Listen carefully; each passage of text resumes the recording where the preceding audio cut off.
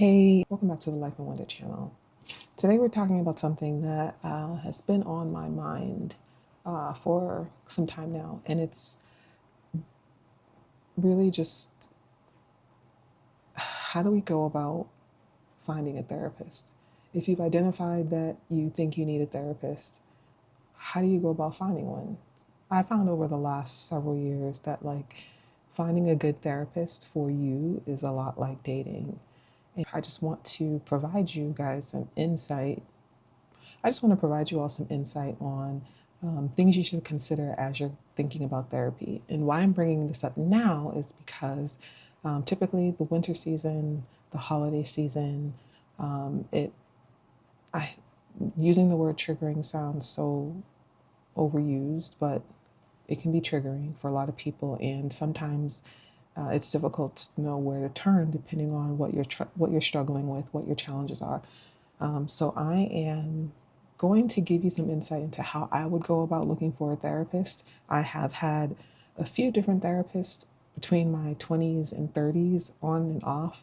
I'll explain kind of why I'm not working with a therapist now at the end of this.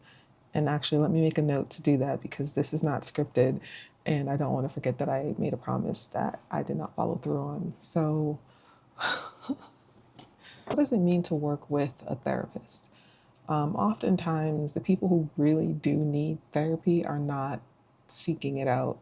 So, if you can't change them and you can only change yourself, and you know that maybe there's something within you that could use some help to give you the tools to kind of, for instance, uh, kind of manage and deal with the relationships that are in your life that might be rocky, that might be creating angst, that may kind of get you off your rocker a little bit, and you feel like maybe it's time for you to see a therapist. So, okay, so before you jump into searching, you want to clarify a few things for yourself. You want to think about asking yourself, what am I dealing with right now? Am I dealing with anxiety, depression, life transitions, trauma, anything along those lines of relationship issues? And do you want someone who can help you understand yourself better, or someone who might be more solution oriented? And then, do you prefer, is this something that you're looking to do just for yourself? Are you looking to make this a couples therapy session or a family therapy session? This will help kind of create the baseline for you so that you can narrow down the professionals that you're looking to reach out to and vet and have a consultation with. So start clarifying what is compelling you to look in this direction, or why do you feel you're considering therapy?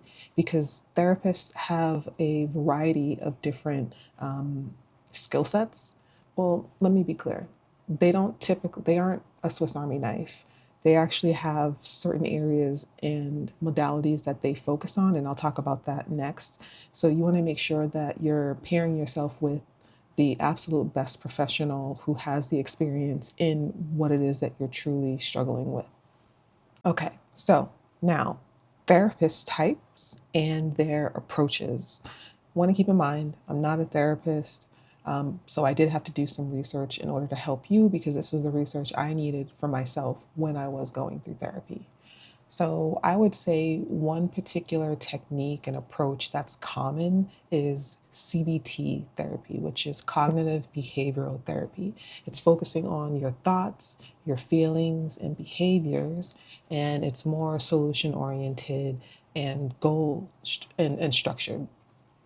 There's also some there's also another modality called psychodynamic insight oriented, which is you're exploring your past and your patterns and sort of how that is affecting your present time.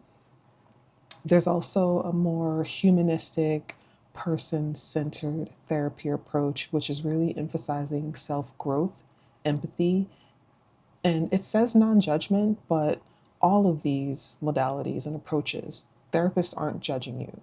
There's no judgment for any of these because it's literally the client therapist contract where it's a safe space.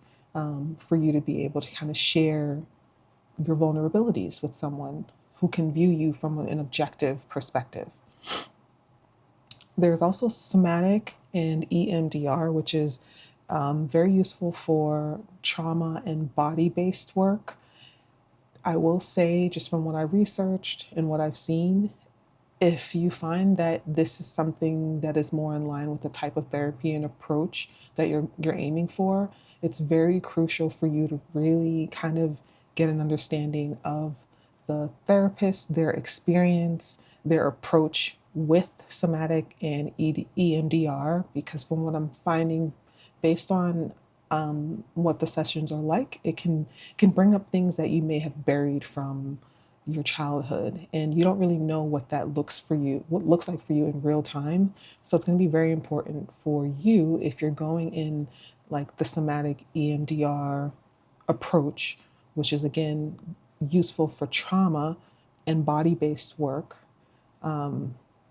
It's going to be very important that you find someone that's been doing this for several years, maybe even decades, and get some feedback get some insight on kind of their approach and what they can and what are the pros and cons for using this method, etc. And then lastly, there's the coaching based or integrative therapy, which kind of blends multiple styles like the ones that I just named. So it's a blend of all of those based on what your specific concerns are. I would like to note also that therapy is not always a one and done situation, meaning, I mean, it could be a situation where you have a specific problem and maybe it's something that can be solved in a month, but oftentimes you have to realize you're working with a stranger who does not know you. So it's going to take some nurturing of a relationship, building that trust for them to, one, get to know you, understand your patterns, understand your way of thinking. So therapy can go on for years. There's people that have been with the same therapist for several years, even decades, so it would be important for you to understand that this is not like a quick fix approach to anything. And you don't have to go and see your therapist for what you initially sought out. If you found that you feel like you're prepared and have the tools you need to kind of now navigate those initial concerns, but now you found that you have something else that you'd like to work on, if your therapist is suitable, and they should be able to express whether or not they're suitable to help you with whatever that next concern is, then you by all means can continue working with them. So right now, I would say it's okay if you don't know which one you like prefer, but you can ask potential therapists that you looked up and researched how they work, and based on what they say, if you want to give them a shot, by all means.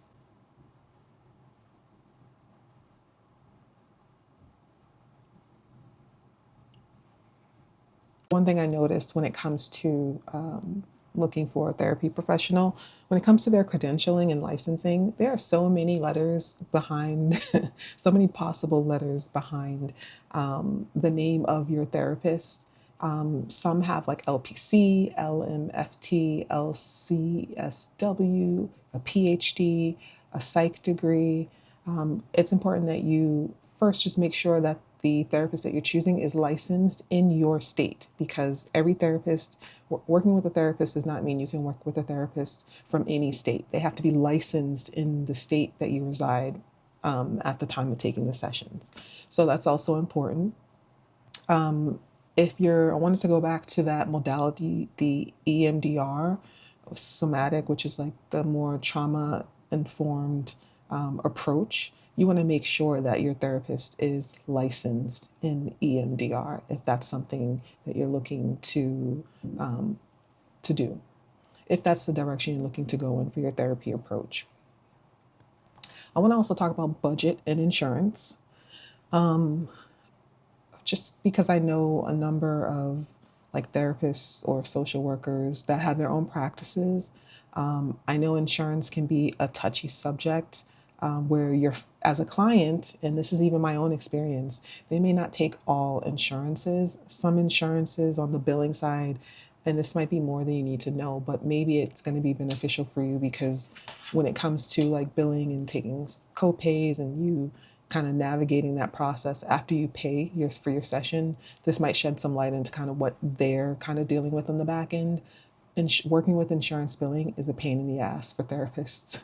And as a result of that, over the years, the therapists have kind of pulled away from using a lot of insurances. So they may only work with a select number of insurances because it's a headache on the back end to get paid from their services, even though you will likely have a copay that's associated with meeting with them on a weekly basis. In my experience, I paid anything from nothing to $10 to $20. I think $20 was the highest I've ever paid per session as my copay for a therapy. And that was like pre-COVID. So could that have changed? I think it's roughly in the same ballpark. It could have also gone up. You want to make sure that one of the questions that you can ask is, what insurances do you accept? I think at the end of this, and I'm going to go ahead and make a quick note, providing you guys, or just sharing resources available for searching, like for therapists, excuse me. So for instance, Psychology Today is a well-known resource for not just providing information on all things mental health, but also it has a database, a nationwide database of therapists. So you can go in, you can filter based on if you prefer to work with a woman, or you prefer to work with a man, you can select your state. If you have a particular affinity to LGBTQ, for instance, if you want someone that kind of focuses in that space, that for that demographic of people, for instance, you can actually narrow down and find a therapist like that. Let me just finish my thought. Probably just cut this out so it doesn't get in the way. So yeah, if you have insurance, you can also just check your plan's provider directory. I will say from my own experience, the site is never up to date. So you can check with your insurance, maybe by calling them, and then you can also just check in with the therapist to see what insurances that they accept. You want to find out if your therapist office is in network or out of network, and know the costs associated with working within network versus out of network for your insurance plan. One other thing that isn't always advertised as far as a payment method for therapists is a sliding scale offer. And what that means is oftentimes therapists will kind of work with you. Like maybe you don't have insurance and maybe you don't make the most money, but they will have like an income based approach to charging you per session. I don't know fully the details of that because I haven't actually had that experience.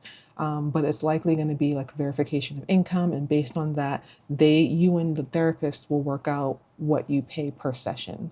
Like you'll come to a number, an affordable number that you both feel good about. So that's also an option. And then like just the fact that there's online platforms, there's Alma, there's OpenPath, there's like BetterHelp, Talkspace. Those are different places that you can find therapists, and those are all obviously, if I can recall, most of those are virtual, digital. So it's not actually in person. The other thing I wanted to add, so those like online places like OpenPath, BetterHelp, Talkspace, those tend to be more affordable. I'm thinking that those will be shorter sessions, but those are also platforms that you can actually go to get affordable help, affordable therapy. So I touched on this already, but I'm going to go into it a little bit deeper. So when we talk about convenience and format, right? What type of experience do you want to have with your therapist? Do you want to meet in person? Do you want to drive once a week or bi-weekly or monthly, whatever that looks like, the frequency to meet your therapist? Maybe you live somewhere where the walls are thin, or you're not the only one that lives in the house, and the timing at which you're able to do the session, you can't always guarantee that you have privacy. So it makes more sense for you to go in person. You want to make sure that your therapist does offer in person sessions. That used to be the norm, but since COVID, everyone is now way, way more flexible.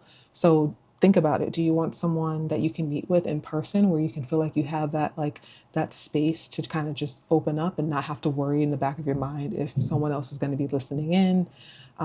Or do you prefer virtual? Do you have the flexibility? Is it more of a flexible option for you to do things virtually because it's just easier? You don't have to worry about blowing gas, or moving, or like in the winter season having to leave, especially if you're used to working from home already, and that just works best for you. And then you want to think about the frequency at which you are meeting with your therapist. So I was doing weekly. I've also done bi-weekly. I've I personally have only seen weekly, bi-weekly. I don't know from I don't know if it's encouraged to show up once a month, because if you have like a certain concern that you're looking to work through, not meeting more frequently kind of gets into the way of your progress. And then it also makes it difficult for you to know sooner if you're working with someone that you really feel like you can kind of make some changes with, because you like them, you feel comfortable, you feel safe, you feel the non-judgment. It just takes longer for you to see that. But I think from a cost standpoint, if I'm a therapist, I probably I don't know if I would encourage a monthly session, but that's just me. I'm not a therapist.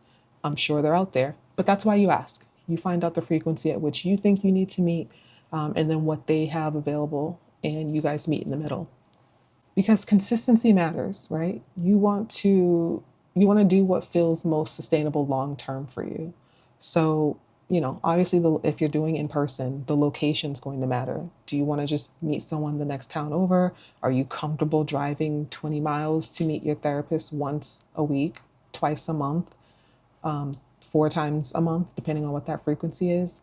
So just keep that in mind, because consistency matters. So when we think about identity and culture fit, I was talking to someone that's actually in the process of going through the therapy hunt, and that's kind of what inspired me to really push myself to get this out there. It's it's important for you to work with someone that you kind of feel like you have some commonality with. Like, for instance, for me, working with a woman is fine. Different, I've personally worked with different therapists, whether they were my race or not, but they've all been women. I'm not against working with the male. I just haven't had that opportunity yet. So, what matters to you? Does it matter to you to, and I touched on this earlier, but does it matter to you that you're working with someone that identifies as a male, someone that identifies as a female, someone that may be trans, someone that, is Spanish speaking, is African American, is Caucasian? If those things matter to you, then when you're going through the databases, specifically on Psychology Today, but there are others, that's just the most well known one. That's something to think about as you're filtering through um, the people who you're going to, the professionals that you're going to reach out to.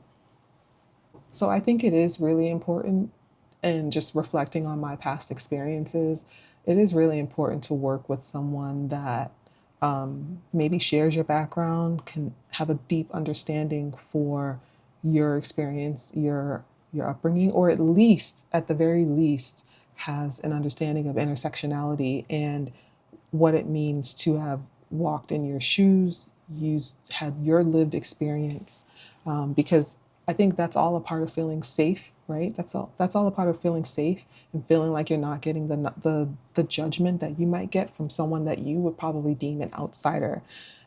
So, you know, does this person at the very least have experience working with people that have your shared lived experience?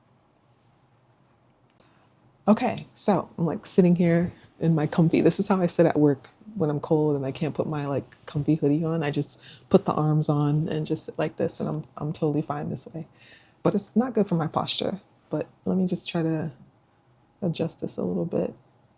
Okay, so lastly, as promised, is starting your search. Where do you even begin to look for professionals? So, as I already mentioned, there's Psychology Today, there's something called Therapy Den, we have inclusive therapists, there's Open Path Collective, and I would highlight that for affordable sessions. I would even go as far as, now, here's what I've noticed. So if you work full time, you have benefits. There's something called EAP, which is your Employee Assistance Programs. So often we actually have tons of free resources straight through our employer that we overlook. I'm talking about free or cost friendly estate planning, where you can meet with a lawyer to discuss things related to like home ownership or estate planning, for instance. You may even get a stipend for therapy sessions. So always check your employee assistance program through your employer. Maybe start there first to see what they offer. But I can probably link the other resources and some other ones. I think I mentioned Alma, there's BetterHelp. There's so many resources out there that can help you. I will link those so that you can have access to it. But if you're still watching this, I want to say thank you for sticking around. And I hope if you've kind of been on the fence about like starting this process, I hope this is a little bit helpful for you to get things going and just to get yourself thinking about how you can approach searching for a therapist. And keep in mind, I always say therapy is like dating, right? You may not always get it right on the first time, on the first try, but that's okay. Continue asking questions in the consultation. Usually, that first meeting is the consultation. You'll do like the paperwork and everything, but it's really a sense of, it's not, it's one thing, it's the therapist. Okay, it's for you to see if the therapist is a fit for you, but the therapist is also determining if you're a good client for them as well. So it goes both ways. But at the very least, find out, try to name what it is that you're looking to get help with, what your specific concerns are that have compelled you to look in this direction, because that's just going to help the therapist, the potential one, that's going to help you find the right therapist. And that's also going to inform how the therapist can start helping you. So, thanks again for sticking around. I hope you have a great rest of the day, and I will see you next time. Bye.